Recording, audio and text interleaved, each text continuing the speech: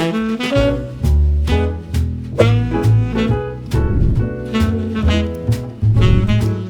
2024 and naniniwala ba kayo sa kasabihan na dapat daw during the start of the year magkakain ng malalagkit para all year round, dikit-dikit ang family o pati ang mga mahal mo sa buhay ay manatiling malapit sa'yo. So today, let's cook a popular Pinoy kakanin na favorite ko. This is palitaw.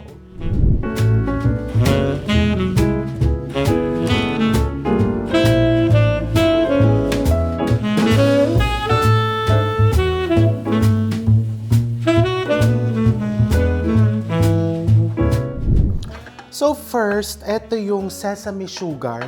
I'm toasting some white sesame seeds just until golden and aromatic.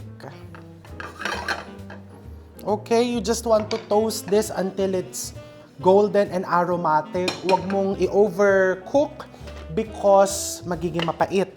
And then, transfer it in a food processor. Kung wala kang food processor, blender, or traditionally, they just use mortar and pestle.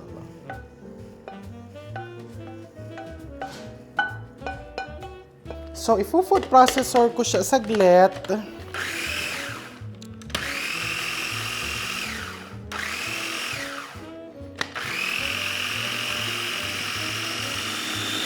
Okay, just be careful na huwag masyadong matagal kasi baka maging sesame paste. So yung ganito lang, yung madurog ng konti, okay na yan. Okay, see? And then now, I'm going to put the sugar. White sugar, I'm going to put all of it. Food processor ulit.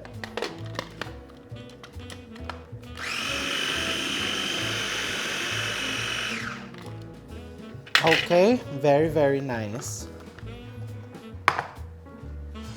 Okay, and then I transfer it here. Ayan na yung iyong sesame sugar. So good. Of course, this one you can prepare ahead of time. Pwede. Ang bango. Ay, nako, my favorite. So next, gawin natin yung ating palitaw mixture. Alright, so nagpapakulo na ako ng tubig dito sa aking all-purpose pot dahil ready ko nang palitawin ang ating palitaw. Super easy. I have here water and white sugar. Pagsasamahin ko lang in a mixing bowl.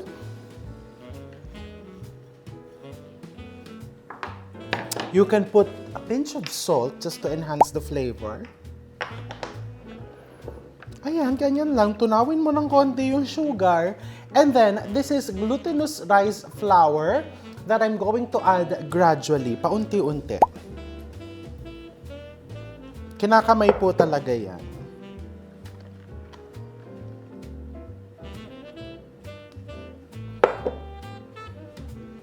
If you want your palitaw with flavor, let's say ube, lagyan mo ng ube flavocol. But later, I'm going to teach you how to put filling sa palitaw. Okay? Keep on putting your glutinous rice flour until the mixture turns into a paste. Just like this.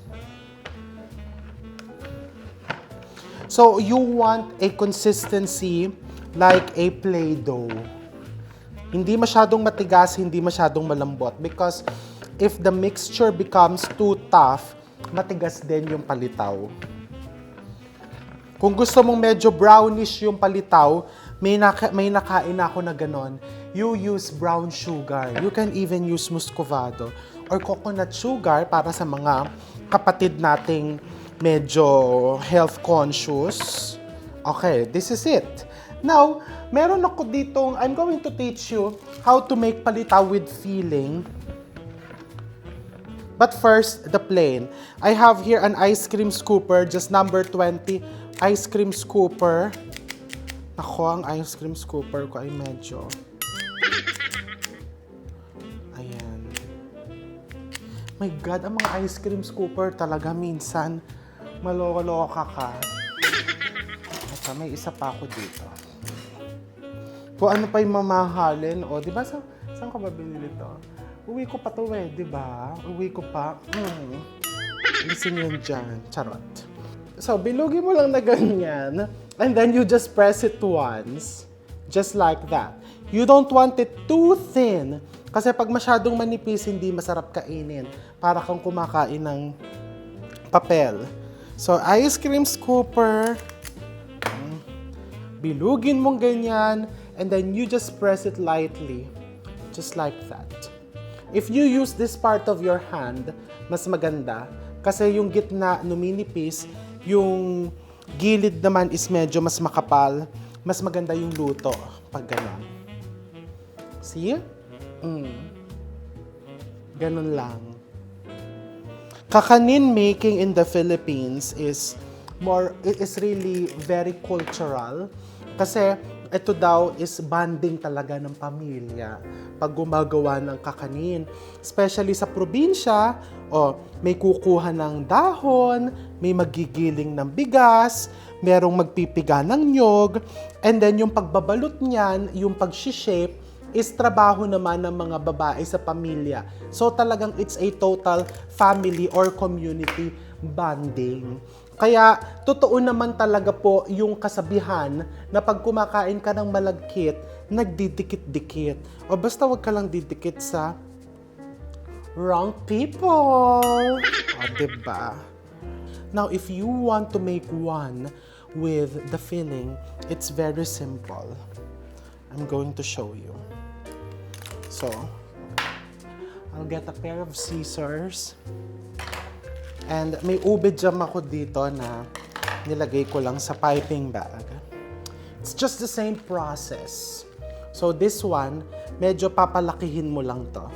And then you just put the ube filling on the center. Ang natikman ko kasing nilagay nila yema.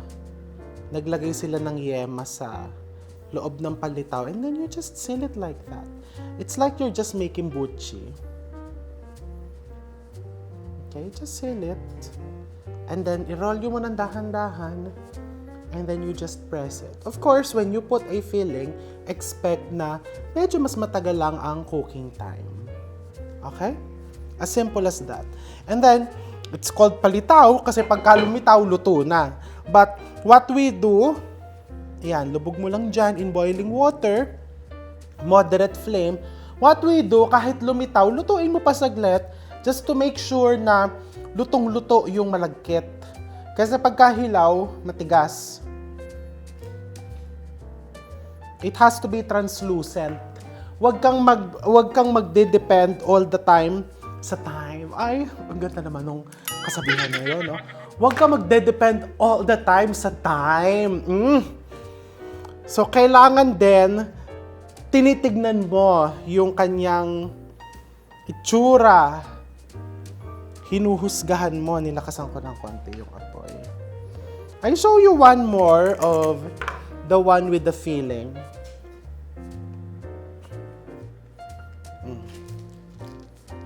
Ganyan lang. See, of course you can put more, but the more filling you put, the more challenging it is to close it. See?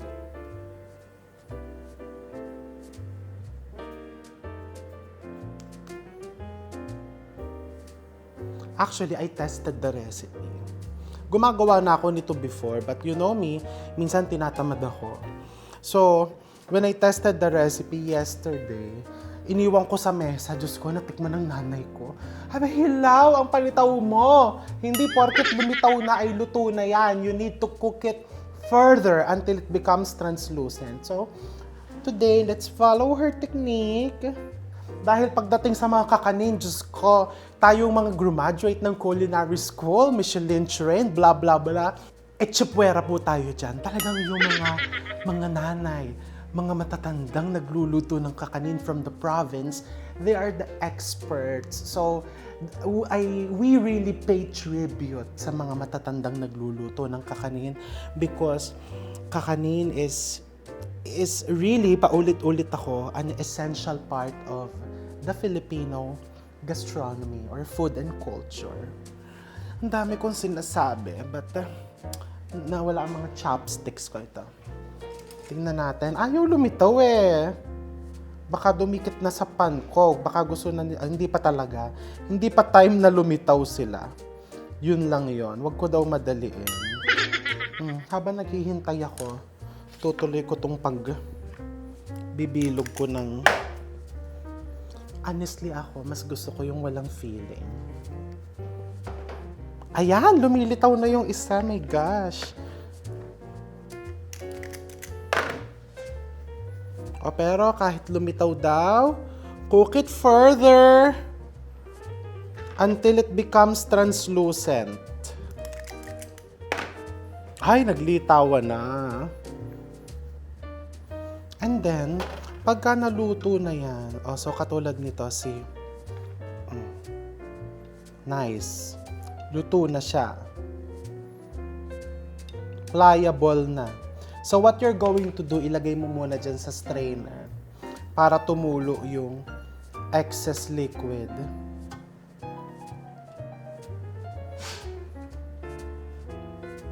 Tapos palamigin mo ng konti bago natin irolyo sa nyog. Okay? So ito, pag lumitaw to, hahanguin ko. And next, i-dress na natin ang ating mga palitaw. Okay, so ito since naglitawa na ang ating mga palitaw, ito i-dress ko na siya. Ito yung ating sugar, ilalagay mo yan sa center for those na gusto nilang mas matamis. Ito naman, lalagyan mo lang ng konting sugar sesame mixture yung nyog mo. Pinaano ko to sa palengke kanina. And a little bit more of toasted sesame seeds para may texture. And then dito mo i-coat yung palitaw. Ang palitaw po, maikli po ang shelf life. Few hours. Get your palitaw and then, oh my God. Look how beautiful is that. Ayan na. So, tikman na natin. Di ba ang bongga nito? Kung isa-serve mo sa merienda, cena, party mo. So, of course, let's try this. Etong maliit. Ako gusto ko dinidip dun sa extra sugar.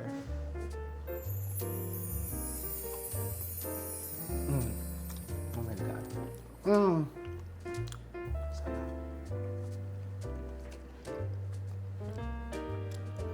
And tama nga, you need to cook it longer. Kahit na lumitaw na siya. Para hanggang loob talaga is malambot. Now, let's try the one we made with ube. Bubuksan ko siya. So, you can see the inside. Diba? Parang butchi. Lubog ng konti. Sarap din, pero ako kasi pagpalitaw, type ko talaga, mas bet ko yung plain lang because it doesn't have to be complicated. But if you like more flavors, more colors, it's really up to you kung saan ka masaya. Happy New Year and I'll see you real soon.